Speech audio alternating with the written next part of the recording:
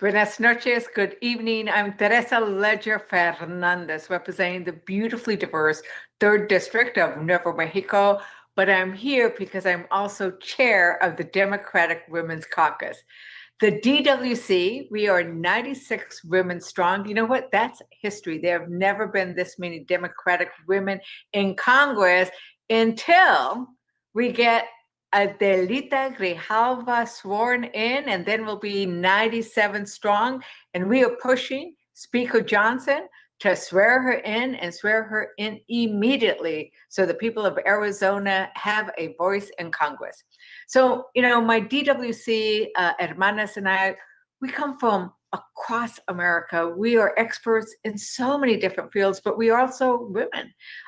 We are women who've suffered what we often do, from medical complications, from pregnancy complications. You know, we've been hurt and harmed, and we've also triumphed. We are doctors and teachers and professionals and all kinds of marvelous things. We are America. And we fight to both defend women, because right now it feels like women are truly under attack, but really, most importantly, we are demanding a better future for America's women in both our economic strength, our healthcare, and we deserve to be safe in America. So one of the things that I was asked as we were getting ready for this Ask Us Anything is, what's the difference between this bill, the big ugly bill that they just passed, and this government shutdown? So I think it's good to start in this moment. We need to remember that it's Congress's job to fund government every year. September 30th, before that, we better have our funding in place so that government can keep operating, so people receive their paychecks, whether you're working in the military or you're inspecting the food that we eat to make sure it's safe, to making sure our planes don't fall from the sky, to keeping our beautiful parks open.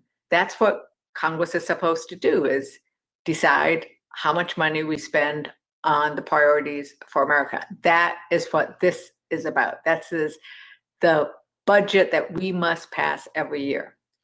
The big ugly bill, now that's a little extra hit that whoever's in power gets to take, to say, we're going to pass a a bill with our priorities. And Democrats did that when we were in charge, when we had the presidency, the White House, and the Senate. The thing is, our priorities were different. When we passed our reconciliation bill, as they called it, we addressed the issues around the climate crisis. We lowered the cost of prescription drugs. We capped what people would pay for insulin costs. We addressed rural America. We looked at priorities as to how do we bring down the cost of healthcare and how do we create opportunities for Americans everywhere they live, especially in rural America. But they did the opposite, right? In their extra take on the budget, they attacked our healthcare, from the Medicaid cuts to the Planned Parenthood attacks to Medicare, and including, they did not extend the tax cuts, the tax credits that you get to help subsidize the cost of health insurance under the Affordable Care Act, which is a really important point, because those tax credits for health insurance expire and people's bills are going to become October 1st, which brings us around to now we are at this funding deadline of September 30th. This is the annual funding bill that Congress must pass. The annual funding bills have always been bipartisan, because they have to. Now, whoever is in the majority, well, they get to make it look more like their priorities, but it has to be bipartisan. And that's the problem that we are facing right now, is that Trump and the Republicans, they don't want to even, as Trump said, don't even bother talking to him. He said, let's do it without them. And he's called our proposals not serious. Actually, he even said they can go the F word. And we know that's not what we're doing. We're not trying to do that. We are trying to protect Americans' healthcare, because we are in a healthcare crisis. And that's the point we are in now. We are, already we're hours away from a government shutdown if we do not pass this funding bill. And there are no Republicans in the House right now. They canceled votes. We were supposed to have votes today, Monday, and Tuesday, and they've canceled them, which means they're not even here. They can't even vote on keeping the government open. So that's where we're at right now. I hope you kind of understood the difference between a bipartisan annual funding bill that we must do by September 30th or extend that deadline every year, which is different than that, which is always bipartisan, which is different than that extra, whoever is in charge gets some budget priorities. And that's what they did with their big, ugly bill. And so that's kind of where we're at. Now, we are very concerned because during a government shutdown, women suffer. During a government shutdown, service women, who make up about almost 18% of all active duty military personnel, they're not going to get their paychecks. During a government shutdown, women and children who use nutrition benefits could go hungry because they won't get their food assistance. Federal workers, the majority of federal workers are women. They won't get their paychecks even if they're required to show up to work. So the entire economy will suffer. Trump's last government shutdown cost the economy $11 billion. So we know that this is bad for women, but we want to kind of have some of the DWC members answer your questions about why we're in this fight, why we are in this fight for you. And so that's why we're having this webinar. We're so excited that there are so many of you that are joining us. This is our Ask Us Anything, the Republican Shutdown edition. So we know there's a lot going on. It's complicated. So I am going to ask two of my incredible Democratic Women's Caucus colleagues to start us off. I'm thrilled to welcome DWC Whip Sarah McBride from Delaware and DWC member Jennifer McClellan from Virginia, and they're going to be answering some of your questions. Hello, Sarah and Jennifer. How are you today? Excellent. How are you?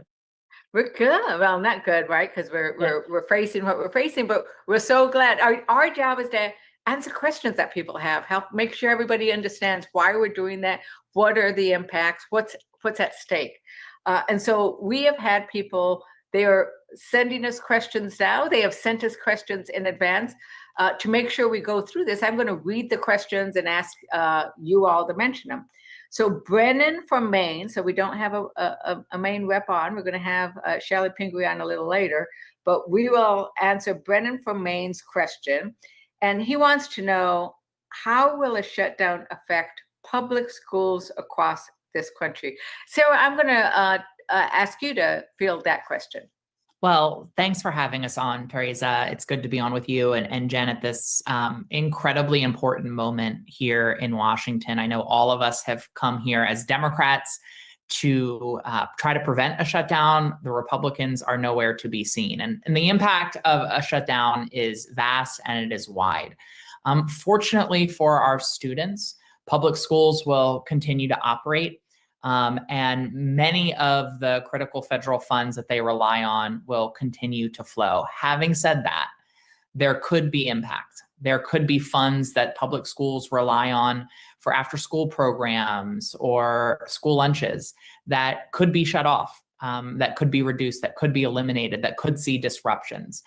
We also know that the Trump administration wants to use this shutdown as an effort to try to slash and burn critical programs and offices. So we could see, for instance, them further try to undermine and degrade the Office for Civil Rights at the Department of Education, which is tasked with protecting the rights of all students across our country in federally funded educational programs, including our public schools.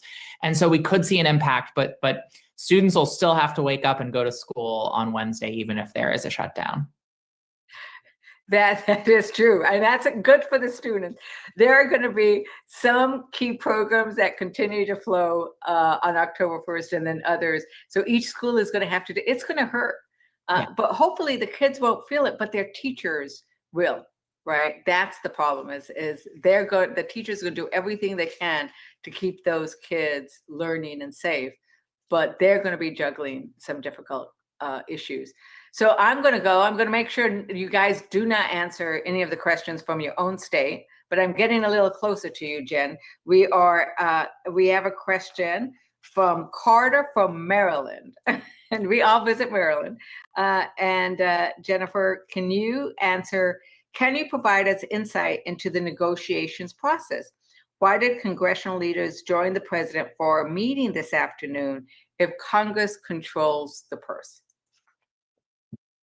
Well, that's an excellent question. I think that is because the Republicans that control Congress have been doing the bidding of the president. And so there's really not a lot of point in negotiating with congressional Republicans when they're just going to bend the knee and do whatever President Trump and his administration says to do. So I think the first step is making sure that the president and congressional Republicans, who, they control both branches of government, making sure they understand that Democrats have been ready from day one to pass a bipartisan funding bill that meets the needs of the American people and that addresses the pending healthcare crisis that Republicans caused.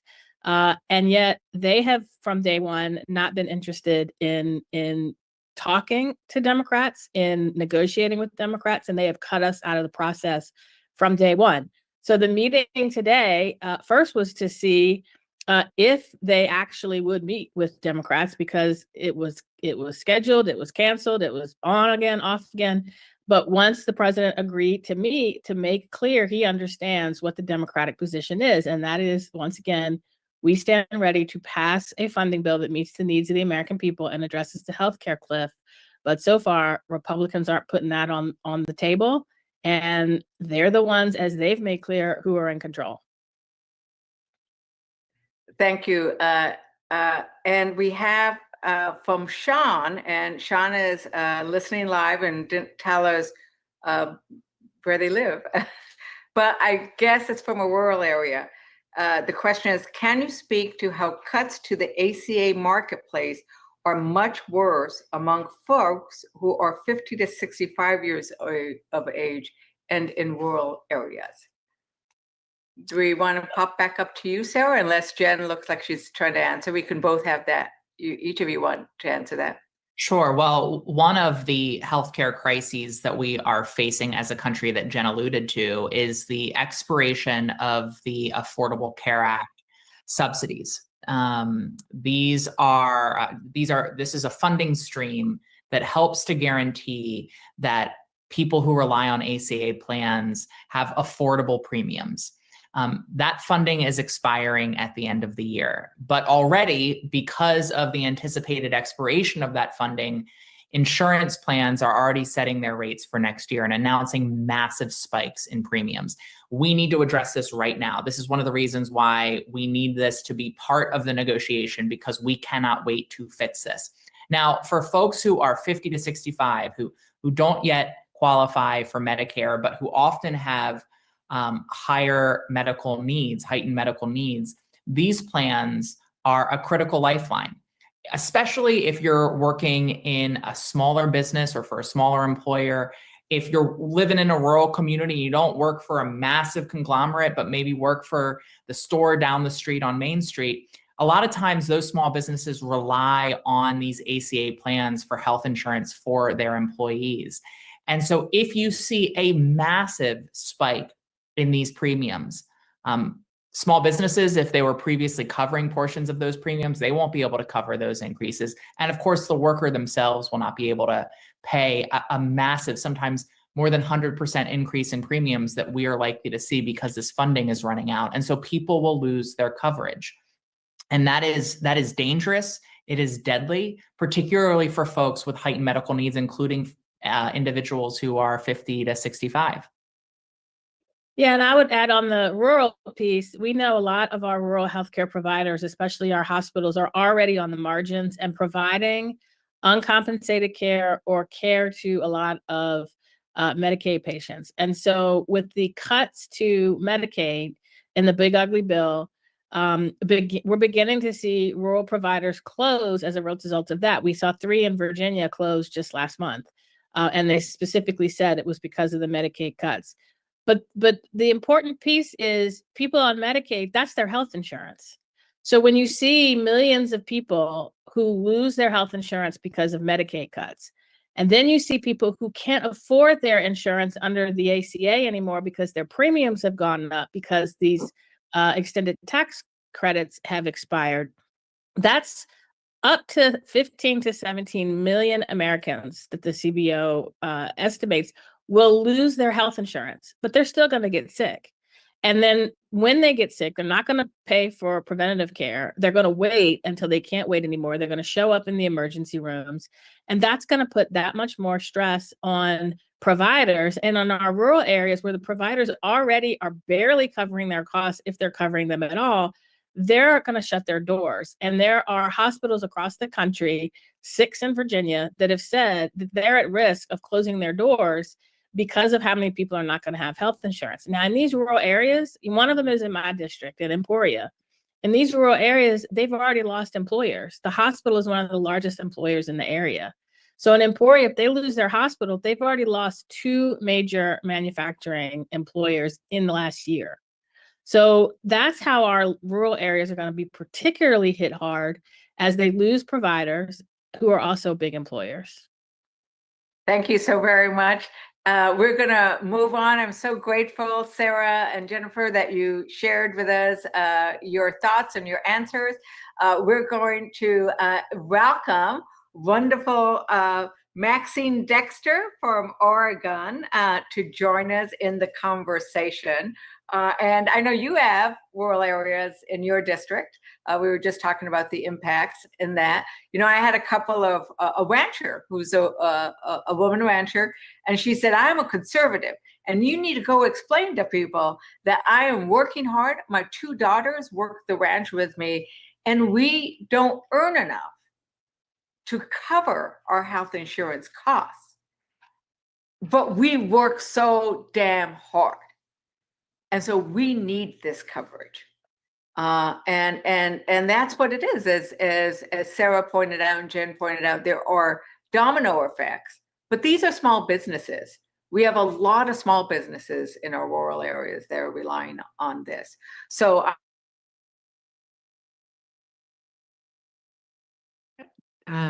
Representative Leger Fernandez, you're muted.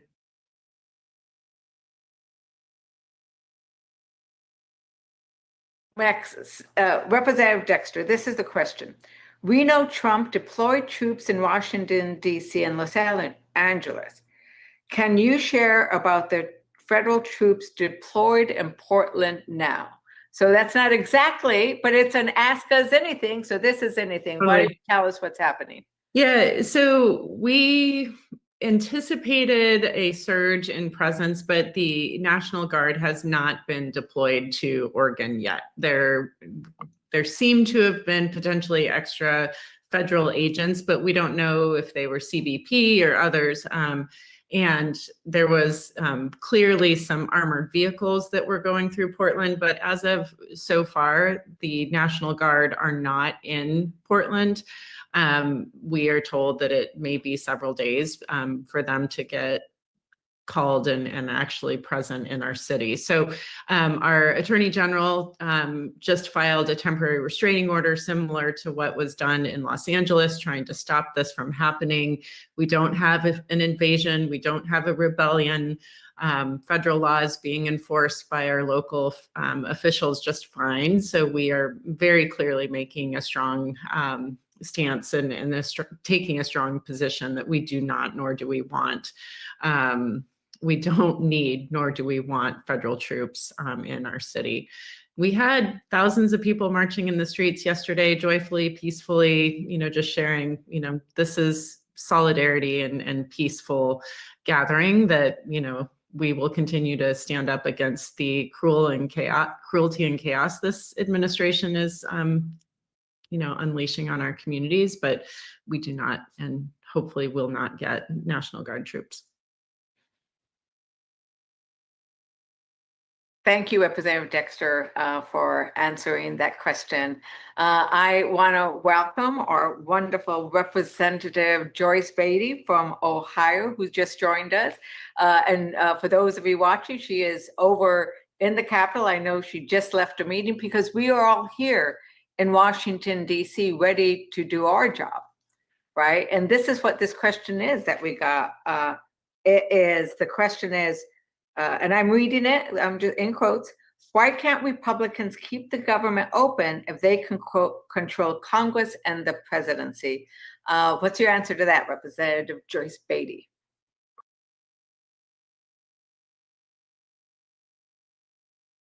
Got it, unmute. I know, thank you. Okay, can you hear me now?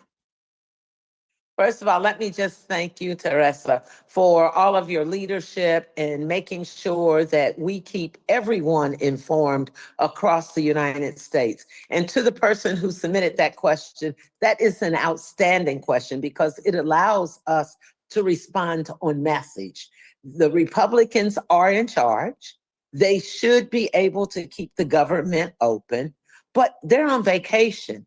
They're traveling. They're not here in every member of our caucus. We're all here working. And the reason why we're not able to come together is because they are taking away our health care, closing hospitals, making it more expensive, not affordable for everyday people and for all of us. So we are saying no health care, no vote. We are standing united because health care premiums will go up as high as 75%. People are losing their jobs, and you can't trust this administration. They say one thing and they do another thing. And here's the thing, when people tell you about this continuing resolution, it's not what's in it, it's what's not in it. Taking away our affordable health care, making premiums go up. People are already faced with, do I eat? Do I get my prescriptions? Health care is the number one thing that we are fighting for. We are so on point. Don't let anyone tell you we don't have a message. We are holding firm, we're holding strong because they will not give all of us. This is not just the least of us.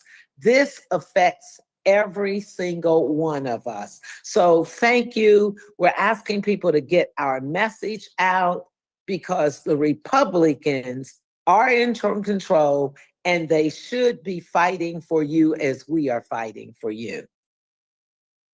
Thank you so very much. And on that point, please make sure you follow the Democratic Women's Caucus. You probably are, because that's why you're on this Ask Us Anything edition. And we will be putting that information on the chat. Thank you so much, Representative Dexter and Representative Beatty. I now want to welcome the DWC Congressional Congressional Asian Pacific American Caucus Liaison, Pramila Jayapal. She represents the Washington 7th Congressional District. And my wonderful friends from the Rules Committee, the DWC member Mary Gay Scanlon, who represents Pennsylvania's 5th Congressional District. I love the fact that we have got both coasts covered with the two of you. And so I'm going to start with a question. Oh, I'm going to do this. I'm going to ask Representative Jayapal the question that comes from the Atlantic, to show that we believe that the Democratic Women's Caucus represents women in every corner of America. That's right. And so you're going to get the question from me. And it says, reporting suggests that Jeffries and Schumer are considering using trans people as a bargaining chip in budget negotiations. What are DWC members doing to push Jeffries and Schumer to lead and protect healthcare access for all Americans, including trans people?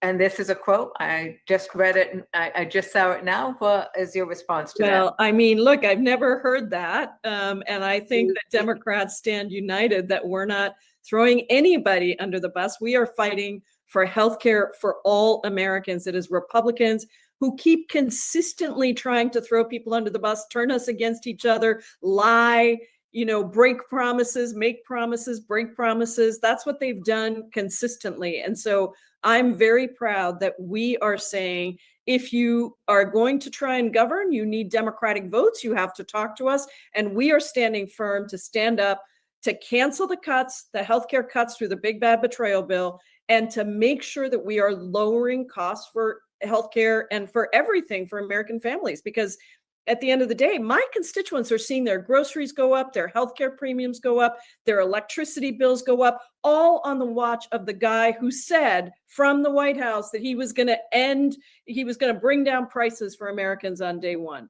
So, and Mary Gay, by the way, is my wonderful Judiciary and Immigration Subcommittee person as well. She sits on both those committees, so she's everywhere, and I'm happy to be with her. And I like that. I'm glad we're getting questions like that, so we can clarify. We are fighting to make sure that we address healthcare for all Americans. We believe in an America where everybody belongs.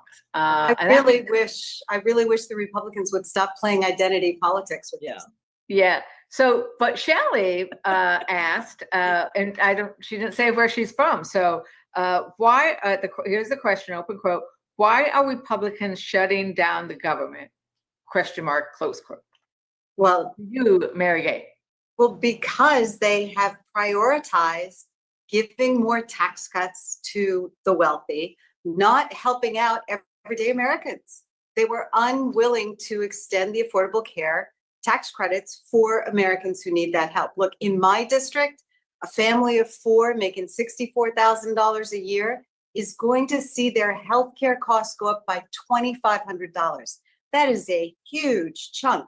And that means that that family may very well forego health insurance. The increases that families are going to see, not at the end of the year, but when their bills start coming out next week for healthcare for the following years. So this is something we have to address now.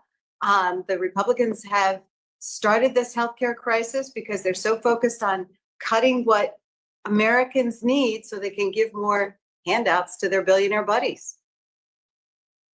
There you go. The next question is actually very similar to that, but we'll ask you to answer it, Representative Jayapal, and it's open quote. Are my healthcare premiums going to go up? The answer Not go up. Yes. The answer is yes. And, it looks, I was just looking at a study today that is projecting a 15 to 20% average increase in premiums across the country. Obviously, it's a little bit different in it's very similar in my district to what Mary Gay said, what Representative Scanlon said. It depends on where you are, but I'll tell you, it's not what you've already seen healthcare premiums go up substantially. You're already seeing in my district, I have 14 rural hospitals or 14 rural hospitals that are slated to close in my state. And we're already seeing the effects of the healthcare cuts that the Republicans have been making and have promised to make. The big bad betrayal bill includes all of it. And then if you add on the Affordable Care Act subsidies expiring and the fact that they're not renewing those, what you're seeing is an overall decimation of any healthcare system that exists today, which, as we know, is already a patchwork, and they've destroyed every piece of it. And so we have to stand up. This is our opportunity to say, no more tax breaks for your billionaire buddies, cancel the cuts, lower costs, and save healthcare for Americans. And can I just add, I mean, we've heard an awful lot about our rural hospitals that are really under duress, but our frontline hospitals in cities in areas like where I represent are already under duress. And in fact, we just had the major healthcare system in the county that forms the bulk of my district go bankrupt because the Medicaid reimbursements were not very high. There were also problems with private equity being involved. Yep. But we've got other hospitals that are in that situation. And because our country has not yet become a place where we're willing to let people die in the street, if people don't have healthcare coverage, the burden of that healthcare will be spread out among everyone else. So folks who are on the Affordable Care Act exchanges are going to see their costs go up, but people with private insurance are going to see their costs go up too. So it's going to hit everyone. So here's a question. What was in the Democrat spending proposal? Why didn't Republicans vote for it? Since Mary Gay spoke, how about you, Pamela? Well, our spending proposal is about actually lifting up working families and making life affordable for working families. So we have said, cancel the cuts, permanently extend the Affordable Care Act subsidies, and make sure that they don't break promises again, because you both know that, but we'll tell the American people that they consistently make a promise and then break it. So they negotiated a deal in March, which was already slashing a whole bunch of things that Democrats did not agree to. That's why House Democrats stuck together and voted against that bill. And then even after that, they just took away all the things that were Democratic priorities in an unprecedented partisan Republican rescissions vote. And so we have to know that if we agree to anything, that they are not going to then break their promise and just continue to slash healthcare and raise costs. And I think that's another piece of this. They used to say, I'm sure you both have heard it, they used to say that the only thing that's worth anything on Capitol Hill is your word. But obviously, that's not worth very much for them anymore, because they make promises and they break them to the American people, and certainly when they're making deals with us in Congress.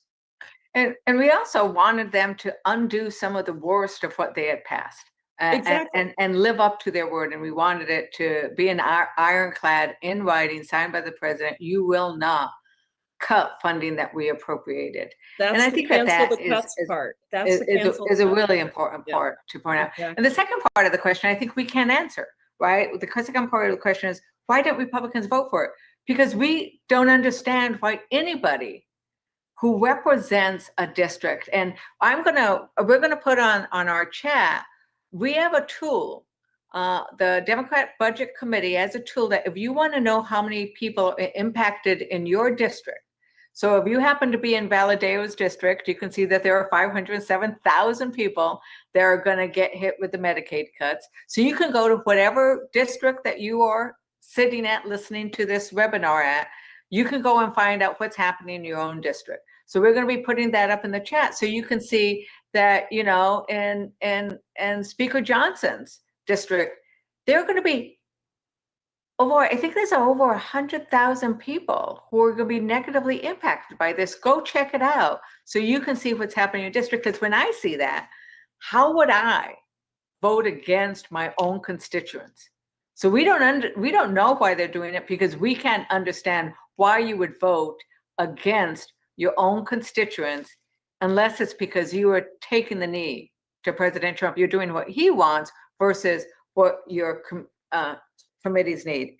You're reminding me, Representative Leger Fernandez, that Mike Johnson's home state of Louisiana, 60% of the births are funded through Medicaid.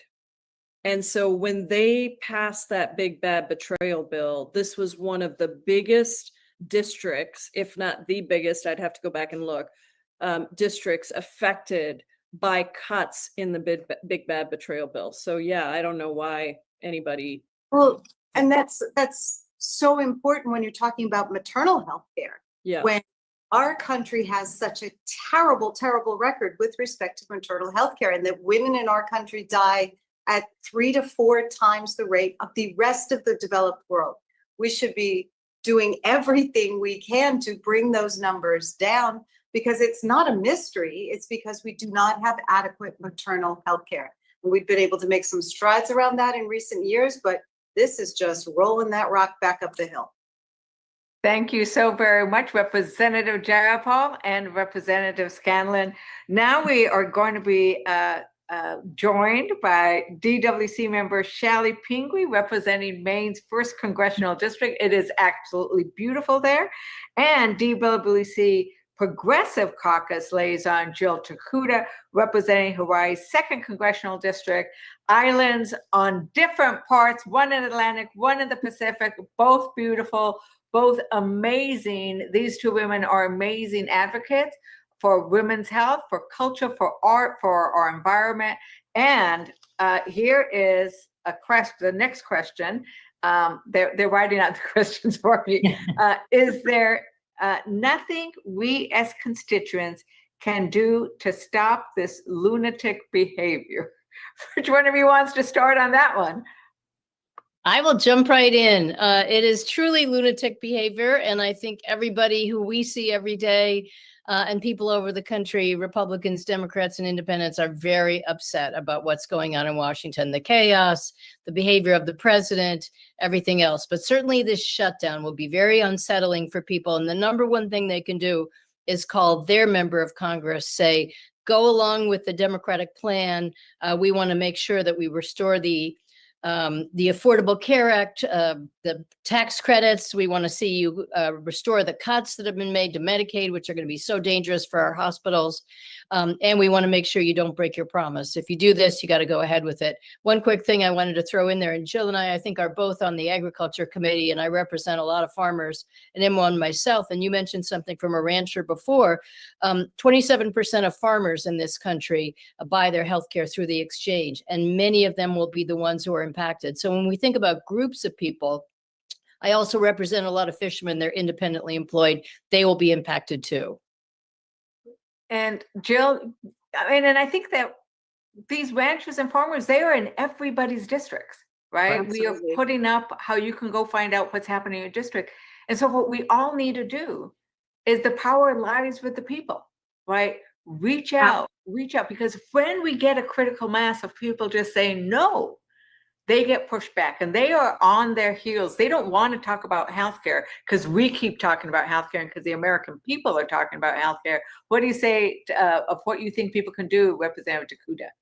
Absolutely. And first of all, I think Republicans know we're on the right side of history. We're on the right side of this argument when it comes to drawing the line and saying it's about protecting people's lives. And right now they're playing politics with people's lives. And I would say this to constituents, to concerned advocates, to anyone out there: don't let them normalize this insanity. We cannot let this become acceptable behavior, acceptable excuses, an acceptable approach to how they want to run government. This is not for the people or by the people in any way. And so, to the extent that they can share their stories of impact. I spent the whole week last week jumping island to island, the remote and most rural places in this country.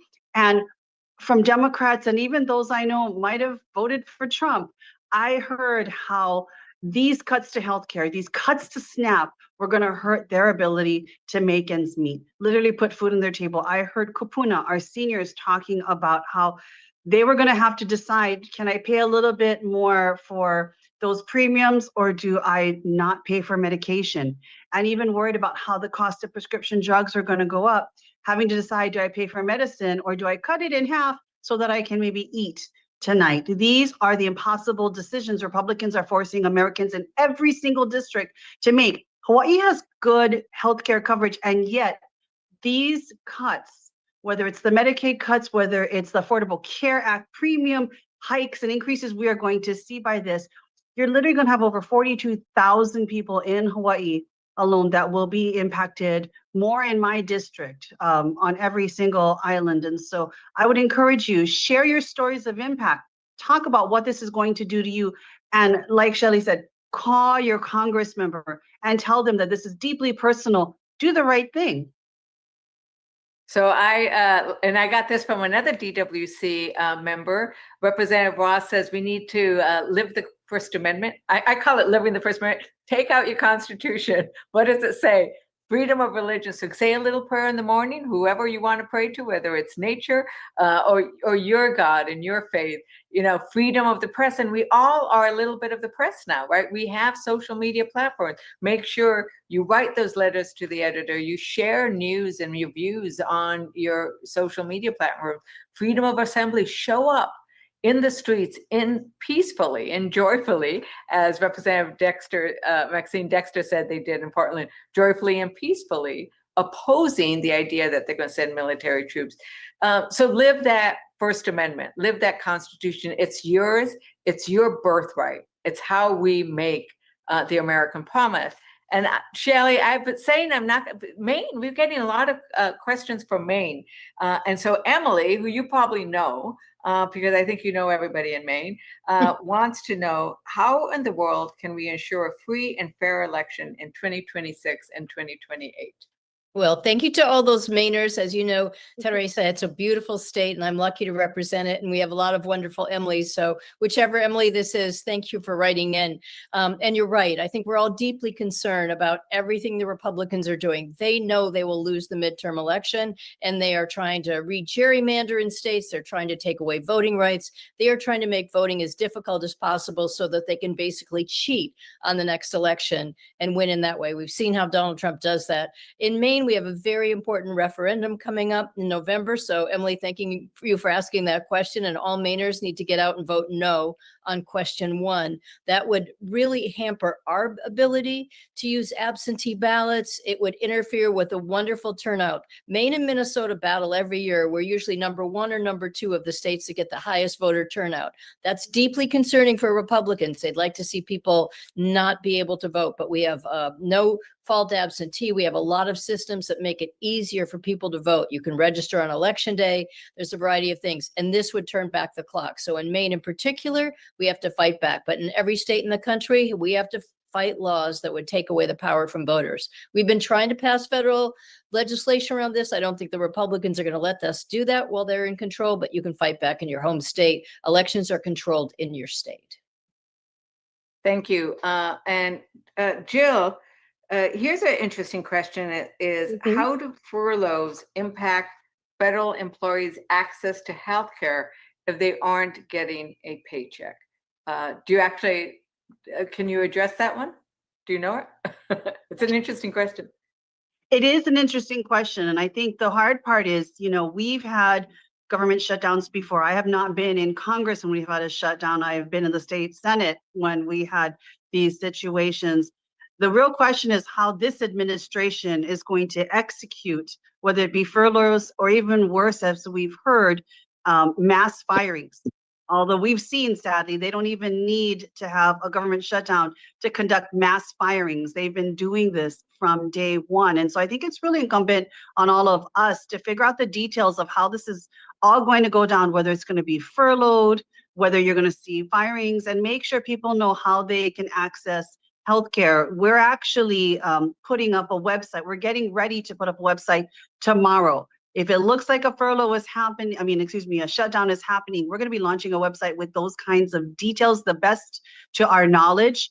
And we have told our staff that they are all essential.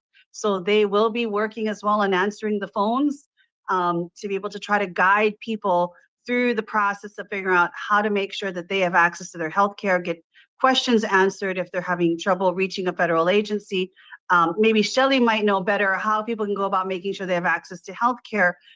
But a lot of it also depends on how OMB executes whatever actions they do, a decision to furlough versus, as we've seen, sadly, them threatening to fire people. Right. And I mean, I think it really is important. We have about 30,000 people, federal employees in New Mexico, and then we also have military personnel. We have the labs, so we have a lot of public land. And if you are a federal employee, you should receive your health benefits for up to a year. Yep. And if you are furloughed under law, because that's our problem, not right. It's Congress's duty to pass, and the president's duty to pass. And the failure to pass a budget is the failure of the Republicans to govern, right? If they can't fund the government, it's because they have failed to govern. So because this has happened in the past, there's actually a law that says that they will get paid for the days they were furloughed, which tells you how inefficient this is, how wasteful it is, because they're not able to work, but we will pay them, which is the right thing to do. So you will get paid, but you won't get paid right away. So people will not have a paycheck. They're going to have to go and borrow money to be able to pay their rent and pay their bills. Federal employees have bills. And if they don't get a paycheck, they're going to have to go and borrow that money until their paycheck comes. But thankfully, thanks to the work of prior congressmen, and maybe Congress says, and maybe that was, you might have worked on that, Shelley, they will continue to receive their health care.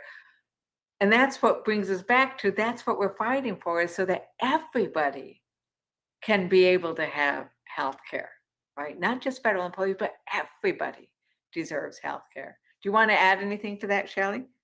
You're right. You said it all very well. Everyone will continue to get their health care, but paychecks don't go through. People, I've been through shutdowns before. The longest one I've been through was during the last Trump administration. And it's very hard for federal employees. These are loyal people who do an incredible job for us in all segments of government, but they don't get their paycheck.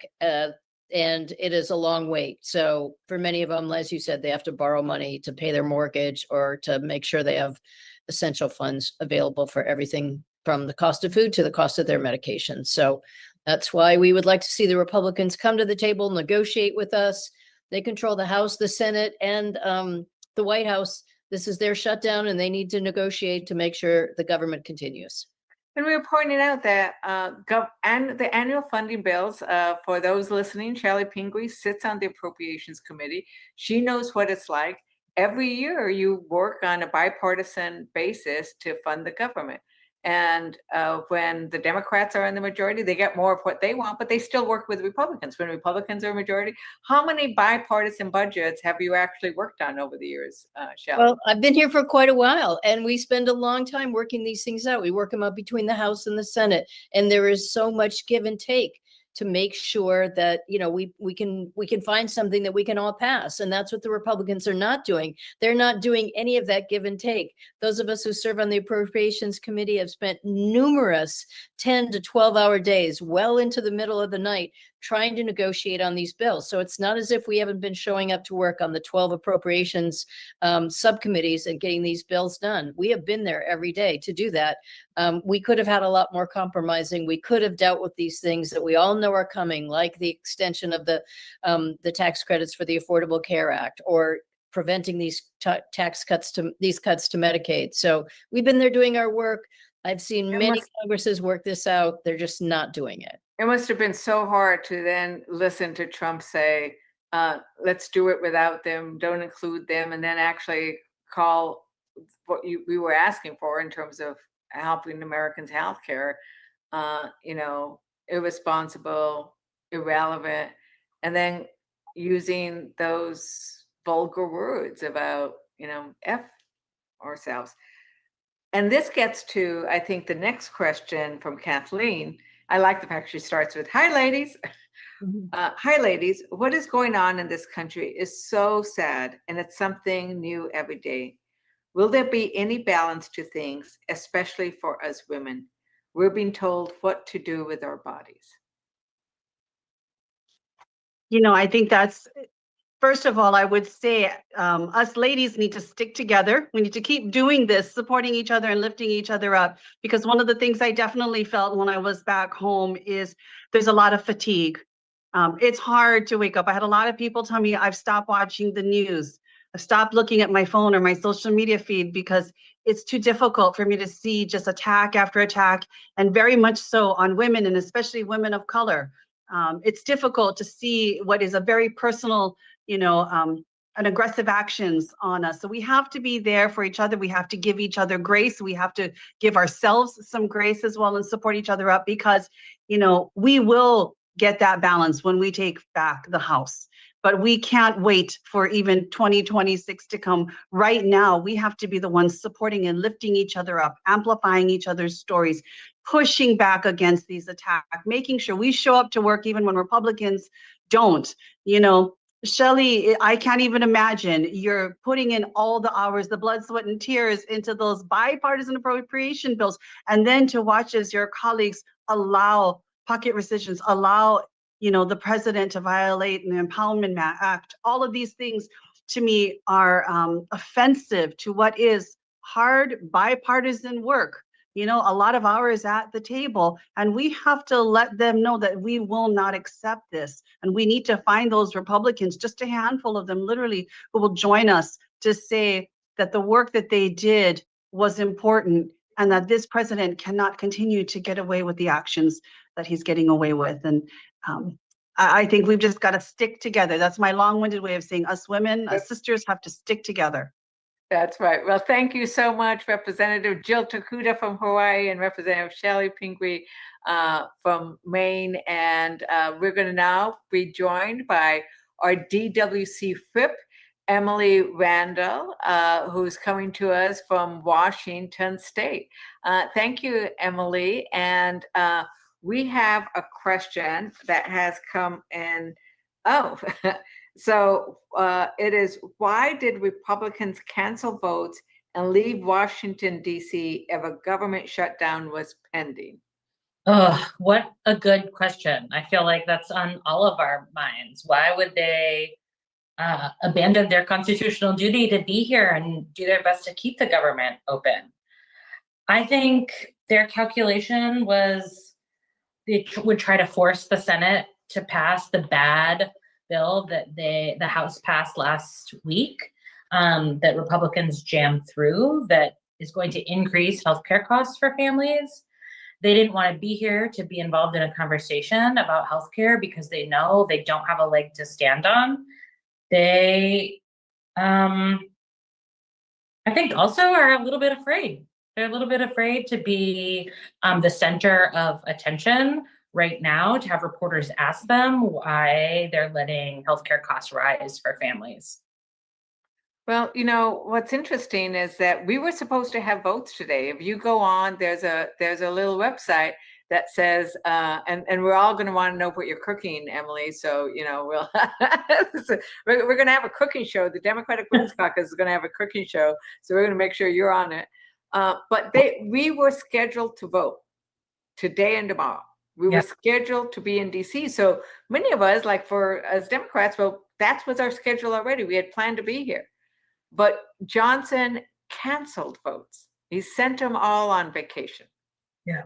And so they are actually not here when they were supposed to be scheduled here, but he said, don't come back. Mm-hmm. Knowing that there would be a government shutdown. They were inviting a government shutdown. Yeah. So that they could make their point. And I think the contrast that you pointed out is so key, is they just gave tax cuts to billionaires, but won't extend tax credits for middle-class families so they can afford health insurance premiums. I mean, that's the distinction, right?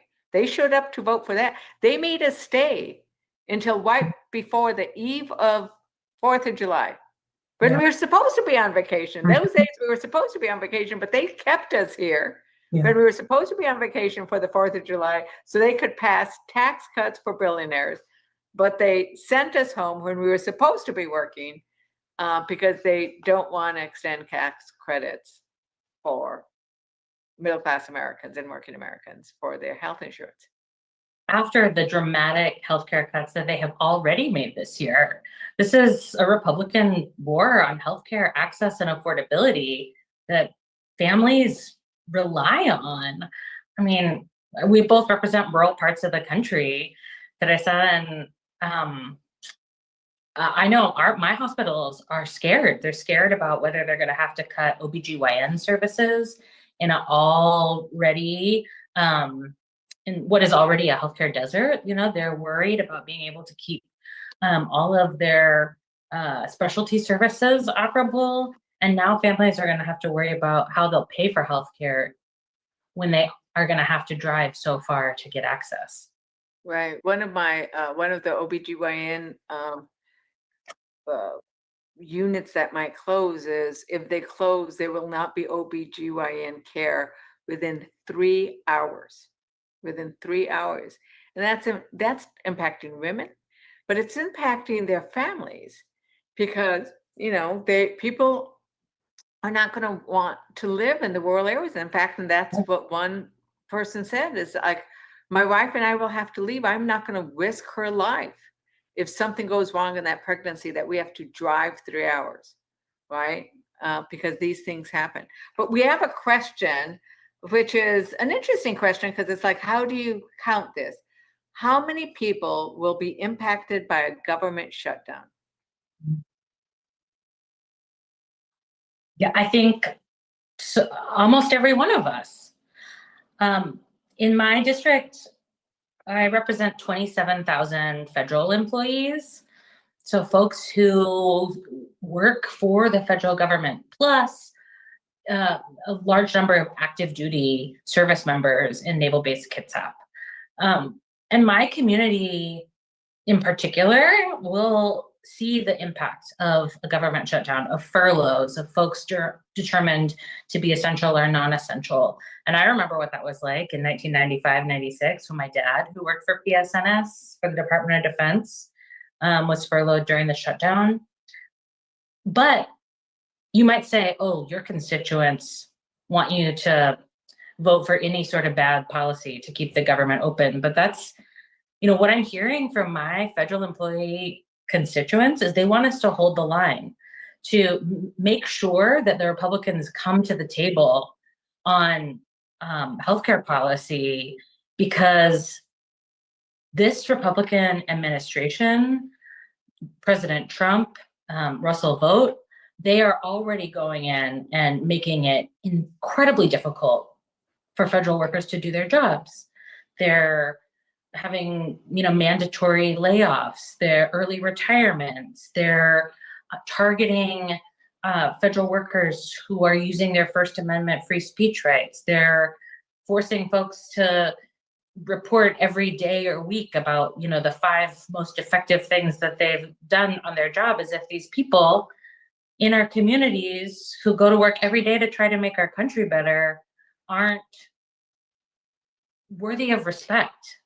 And look, I think it's really serious what the Republicans are doing right now, playing games with the government shutdown. We're here to work. We want to do everything we can to keep the government open, but we won't vote for a policy that is going to spike healthcare costs for folks across the country. And I think the federal employees in my district have said loud and clear that they want me to stay strong. Yeah, and I think it's really interesting. A constituent, you know, in New Mexico, she wrote in to share her story. And please write in and share your stories with your congresswomen and men. And Jennifer is self-employed. She's a business owner. She's a mom to her 13-year-old son. Her husband doesn't have work. He works, but doesn't have work-based health insurance. So they rely on the ACA marketplace. In New Mexico, it's called Be Well for their health insurance. Be Well. So health premiums would go to $2,600 a month if we let the ACA credits expire. That would be 25% of their gross income. And this is her quote: "Losing this support would force us to go without coverage or make impossible sacrifices. Healthcare should not be out of reach for middle-class families." Yeah. So in answer to that question, people like Jennifer will be affected, but I'm going to argue that every single American would be affected, because the millions of people who will lose their healthcare coverage, who will lose Medicaid, who will lose Medicare, who will be served by TSA agents or military people who aren't getting their paycheck, we should all be a sense that we're impacted, because we're relying on all of these. We are all connected to each other. We all belong to each other as Americans in this beautiful project called the United States of America. And so I think that every single American will be impacted.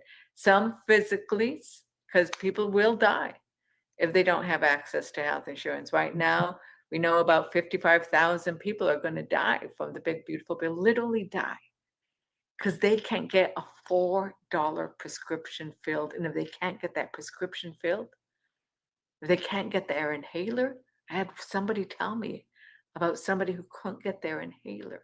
That inhaler is worth $40. Her brother died gasping for air because he didn't have the coverage to buy the inhaler. It just is heartbreaking. He couldn't afford it. And so everybody will be impacted, because everybody will know somebody with a story like that. But I need to tell you, I want to thank all my DWC colleagues for showing up, and they had many other things to do, for answering any question we got. We didn't get to everybody's question, but I hope you enjoyed the conversation. Please continue to follow us. Be part of our, I call it guerrilla storytelling network. Be part of this network. Be part of the change to make sure that we have a better future for all women in America. So good night, and please sign up to be part of our community at democraticwomen'scaucus.house.gov/. Muchísimas gracias. Buenas noches. Good night. Buenas noches.